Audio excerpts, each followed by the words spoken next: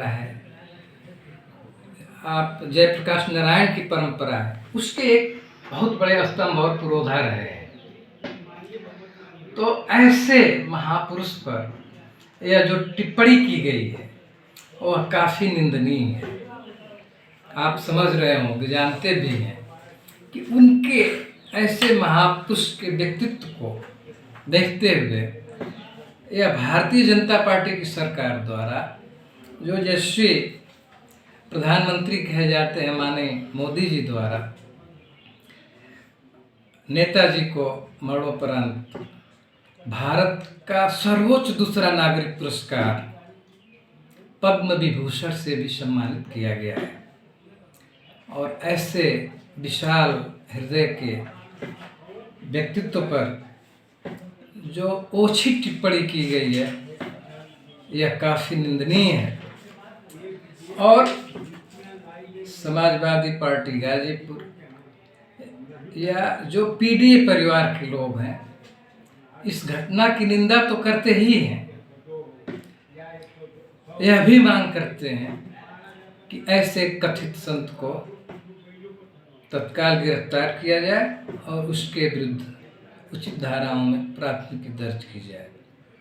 आज आप लोगों ने पुलिस अधीक्षक कार्यालय को भी घेरा था, इस पे पुलिस अधीक्षक से आप लोगों की क्या बातचीत हुई है? जी हाँ, आज समाजवादी साथी काफ़ी उद्वेलित होकर पुलिस अधीक्षक कार्यालय गाजीपुर गए थे। शायद समाजवादियों की मंशा को भाप करके पुलिस अधीक्षक महोदय पहले ही अपना कार्यालय छोड़ चुके थे या आए ही नहीं, लेकिन उनके मातहत एडिशनल पुलिस अधीक्षक महोदय शहर मिले। सारे लोग उनसे मिल करके अपना आक्रोश व्यक्त किए और माननीय एडिशनल एसपी महोदय ने हम लोगों को आश्वासन दिया कि आप लोगों की बात शासन स्तर तक पहुंचाई जाएगी और इस तथाकथित संत के विरुद्ध प्राथमिकी दर्ज कराने में सहयोग किया जाएगा। मतलब आज आप लोगों के प्रार्थना पत्र पे एफआईआर दर्ज नहीं हुआ है? नहीं, आज तो दर्ज नहीं किया गया, लेकिन उन्होंने आश्वासन दिया कि यह बहुत ही अशोभनीय और अपमानजनक टिप्पणी है, इस पर शासन जरूर कोई निर्णय लेगा। एक बात और कहना चाहेंगे, ये संत और महंत बहुत ही गरिमामय पद है।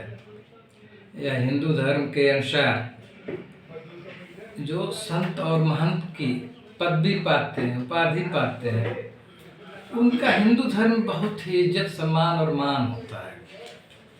किंतु हाँ, संत वह भी है, संत किसे कहा जाता है? जो काफ़ी नम्र है, जो अपने क्रोध पे, काम पे और जो वाह है आडंबर उस पे काबू पा करके समाज को एक दिशा निर्देश देते हैं, जिनके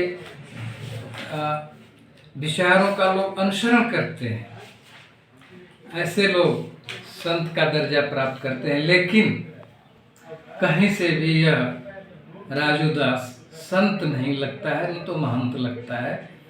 शायद वह मानसिक रूप से दिवालिया हो चुका है, क्योंकि उसकी कई अभद्र टिप्पणियाँ कई पिछड़े वर्गों के नेताओं के ऊपर सामने आई है।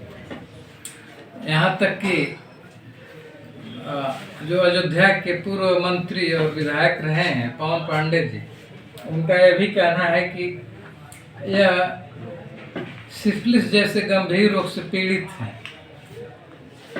तो एक संत सिफिलिस से कैसे पीड़ित हो सकता है, इस पर भी एक संत के रूप में अदाग हो सकता है। तो ऐसे लोगों के खिलाफ समाज में कोई स्थान नहीं होना चाहिए, ऐसे लोगों की जगह जेल होनी चाहिए। लेकिन बाबाओं के पीछे तो सरकार इतना कुर्बान मेहरबान है कि उनको गनर दी है, बढ़िया बढ़िया लग्जरी गाड़ी में लोग चल रहे हैं, इस पे आपका क्या विचार है? देखिए, बाबा संत एक दूसरी चीज़ है, वो आस्था के विषय हैं। हिंदू धर्मशास्त्र के अनुसार काफ़ी सम्मानीय पद है। और बाबा लोगों को तो खैर गनर वगैरह और इतनी सुरक्षा नहीं दी जानी चाहिए, क्योंकि वह समाज में निर्विवाद लोग होते हैं जो सभी सुख शांति और ये भौतिक वस्तुओं से दूर रहते हैं। सारे जो समाज के भौतिक सुख हैं उनको त्याग कर चुके होते हैं। तो ऐसे लोगों को लग्जरी चीज़ें या इतनी ताम झाम की सुरक्षा की आवश्यकता भी नहीं होनी चाहिए। पता नहीं क्यों इन लोगों को इतने गनर वगैरह मुहैया कराए जाते हैं, उनको क्यों आवश्यकता पड़ती है समझ नहीं आता है। अभी ऐसे कई बयान आए हुए हैं कथावाचकों के, चाहे राजनीतिक लोगों के, जो अनाप शनाप कोई भी बयान देते हैं सुर्खियों में रहने के लिए।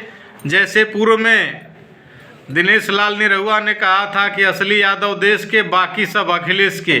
क्या इसी ओछी मानसिकता से ही राजू दास ने भी ऐसा कुछ कहा है? आपके विचार?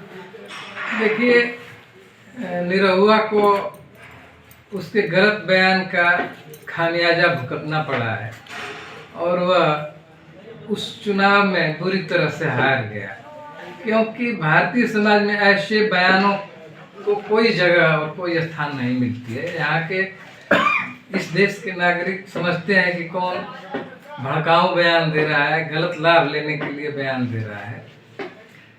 तो ये जो अपमानजनक टिप्पणी करने वाले साधु संत महात्मा या जो भी राजनेता जो भी हैं, यह समाज के लिए घातक है, देश के लिए विनाशकारी है।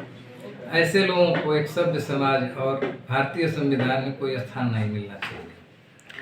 बहुत बहुत धन्यवाद। आप लोगों ने सुना वर्तमान भूचाल में संत, साधु, महंत और सच्चे संत की वास्तविक परिभाषा क्या हो सकती है। बहुत बहुत धन्यवाद। धन्यवाद।